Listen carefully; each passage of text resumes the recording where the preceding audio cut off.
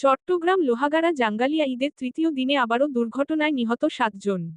মোহাম্মদ জিহান বিশেষ প্রতিনিধি, voice of Rangpur. Chittagong Lohagara উপজেলার জাঙ্গালিয়া এলাকায় ঈদের তৃতীয় দিনে ২রা এপ্রিল 7 জন নিহত হওয়ার একটি সড়ক দুর্ঘটনার কথা বলা হয়েছে। তবে বর্তমানে প্রাপ্ত তথ্য অনুসারে ৩১শে মার্চ সকালে চট্টগ্রাম কক্সবাজার মহাসড়কের লোহাগাড়া উপজেলার জাঙ্গালিয়া মাজার গেট এলাকায় যাত্রীবাহী দুটি বাসের মুখোমুখি সংঘর্ষে ৫ জন নিহত এবং ৬ জন আহত হয়েছেন।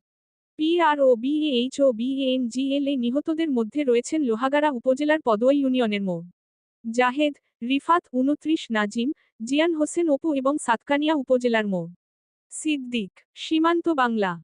এই দুর্ঘটনা ছাড়াও ঈদের দিনে দেশের বিভিন্ন স্থানে সড়ক দুর্ঘটনায় মোট ১৯ জন নিহত হওয়ার খবর পাওয়া গেছে।